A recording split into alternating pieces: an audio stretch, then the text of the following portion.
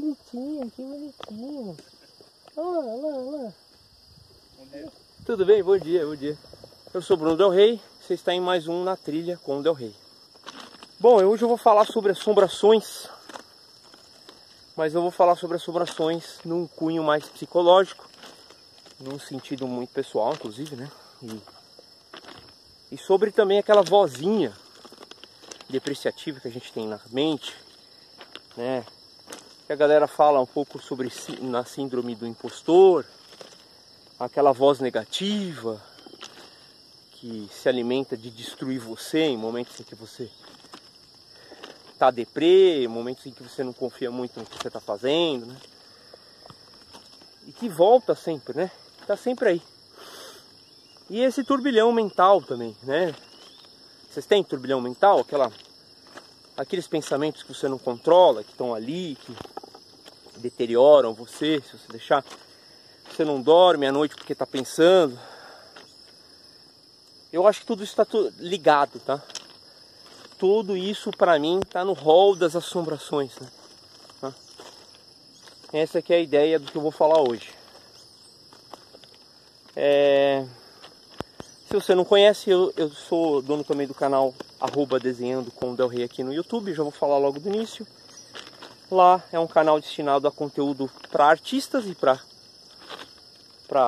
afins, né, das artes, que queiram estudar artes. Tem conversas com artistas experientes em vários ramos aí do mercado artístico. Animação, games, professores de arte. E também tem conteúdo de aula, tutoriais e conteúdos que a gente faz pensando nos preceitos básicos do desenho, da pintura, tá bom?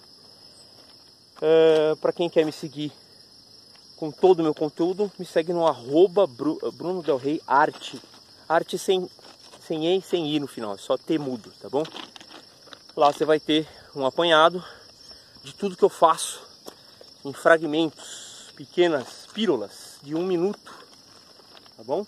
Como aqui também no YouTube também tem os shorts, tá? Mas então vamos lá para assombrações, né? Bom, eu já comentei aqui no canal que eu tive dificuldades logo cedo em casa com a minha mãe, né? Eu fiz um vídeo falando sobre relacionamentos abusivos e acabei não entrando demais no assunto do relacionamento abusivo especificamente que eu vivi com a minha mãe. Mas hoje, pensando nisso, pensando na minha mãe, e que hoje está tudo meio que selado de uma forma positiva, porque tudo que eu tinha que falar para ela eu falei antes dela falecer, né? Mas eu tive momentos muito tristes com a minha mãe, porque minha mãe frequentemente visitava o passado, ela era assombrada pelo passado. De coisas que ela não viveu, coisas que ela queria ter vivido, coisas que não deram certo como ela achou que deveria ser, sabe? E que eventualmente retornavam para ela e que deixavam ela triste, deixavam ela cansada, né? E essas coisas, assim, você fala, tá bom, mas o que tem isso a ver com você, né? Tem a ver porque uma pessoa, né, uma criança, um adolescente que está sendo criado por uma pessoa que tem essas assombrações, que tem essa relação com o passado que não é tão legal, acaba vivendo dessa energia,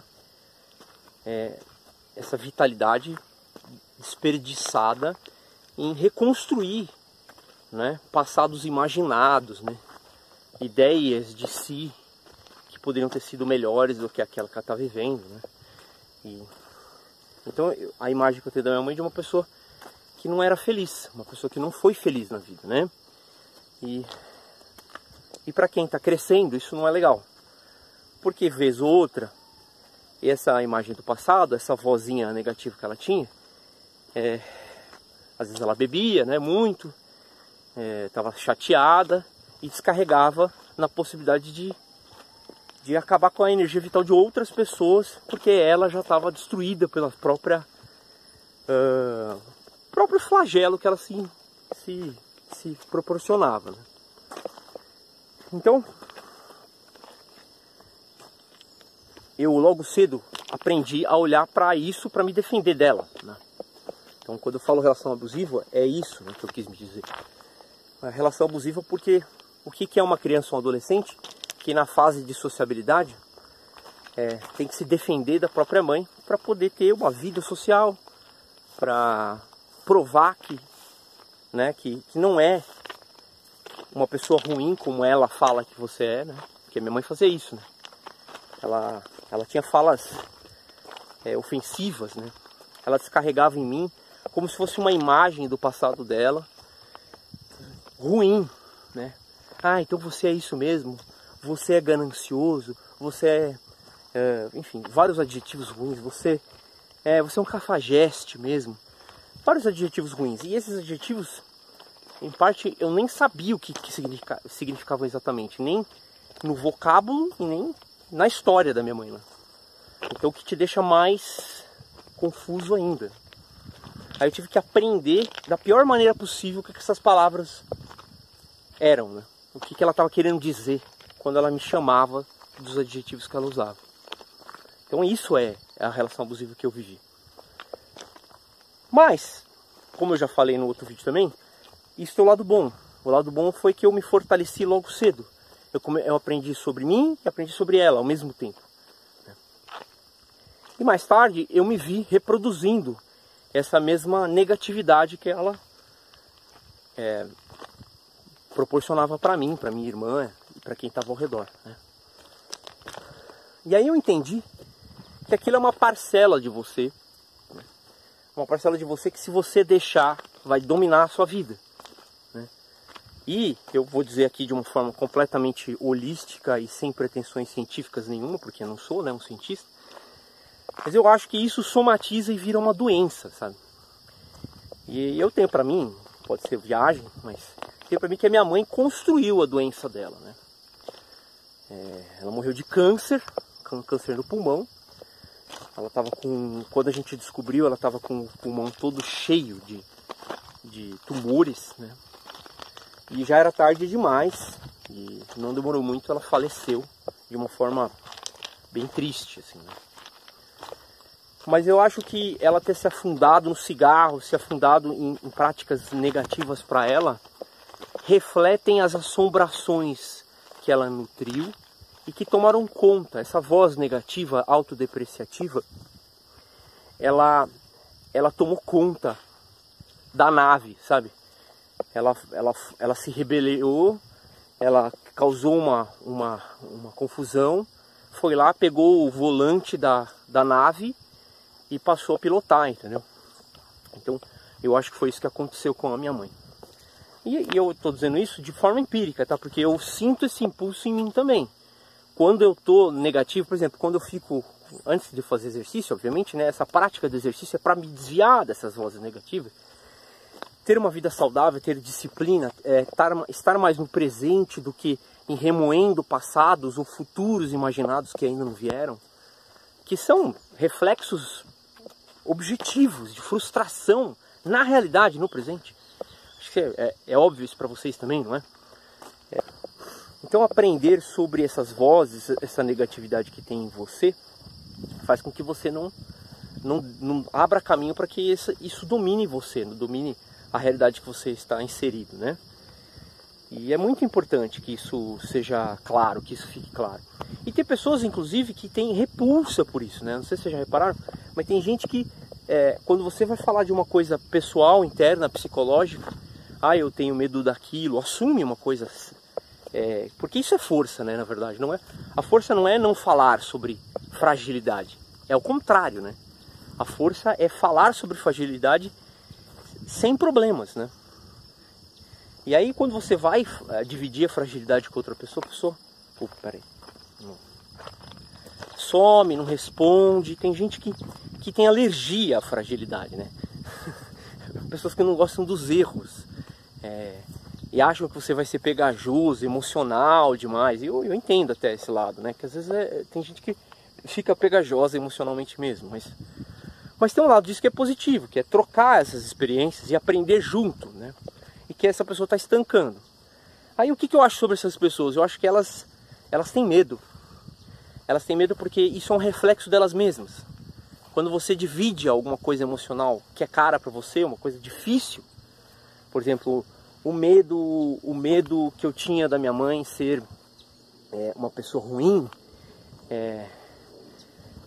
e o medo de que aquilo que a minha mãe passou, eu passasse também, né, os vícios e por essas vozes negativas, pelo passado, fosse igual na minha vida, né? E aí, falando sobre isso e entendendo isso, eu aprendi a desviar disso. Mas se eu não tivesse falado sobre isso, se eu não tivesse aprendido, é isso que a gente faz em terapia, é isso que os psicólogos fazem, né? Abrir essas portinhas proibidas aí que a gente não quer. E aí certas pessoas socialmente não querem esse tipo de contato, né? E parte de mim até já remoeu isso, no sentido de que, tipo, o que essas pessoas querem se elas não querem ter uma relação real? O que essas pessoas querem se elas não querem dividir coisas caras emocionalmente, coisas tristes, né? Como é que a gente vai se vincular como indivíduos se eu não souber das sombras dessas pessoas, né? Isso eu carrego ainda um pouco dentro de mim, mas claro, antigamente eu achava ruim de uma forma a me afastar das pessoas também. Hoje eu entendo, né? Eu olho essas pessoas e falo, elas não estão prontas para falar sobre isso. Tudo bem, entendeu? Cada um no seu tempo, cada um no seu momento vai dizer sobre si de uma forma emocionada, real, né? Essa é a realidade, né? Não um monte de adereços que vão povoar a sua vida social, como um carro, né? Tipo um emprego legal, uma imagem social no Instagram. O que vai povoar a sua vida e que vai ser importante para você vai ser as coisas que você passou e que você superou e descobriu sobre você e sobre a vida, sobre o mistério da vida. Essas coisas são importantes de verdade. O resto é muito menor, né? Então isso que eu queria dividir com vocês. Então as assombrações são essas, né? São esse passado que teima em retornar, essa pessoa em você que teima em tomar o controle e dar suas diretrizes raivosas, reativas, depreciativas, te deixar na negatividade, sugar suas energias. Amanhã que a imagem, eu não sei se é real, mas é a imagem de um vampiro, né, da sucubus, que suga, né, sua energia. Seria isso, tá? Então a gente tem isso dentro de nós. O demônio não está lá fora. O demônio não é o contrário de Deus que luta num mundo apartado da realidade. Não, demônio e Deus estão em nós. Isso para mim é muito evidente hoje. E esse demônio, e o demônio é isso, o diabo é isso, né? Essa pessoa que vence você e te coloca para baixo. Tá bom? Então é isso que eu queria dividir. Espero que ajude de alguma forma. Comenta aí o que vocês acham, que é sempre legal pra gente ter uma conversa. Eu estava até pensando agora aqui, né? Coverso, né? É um verso coletivo, né? A conversa é isso. A gente vai versar coletivamente. Então, troca uma ideia aí comigo, vai? Manda uma mensagem, não é? Eu vou adorar responder. Eu respondo todas as indagações que as pessoas levantam. Sugere também um tema aqui pra gente conversar, tá? Obrigado aí por acompanhar. Valeu!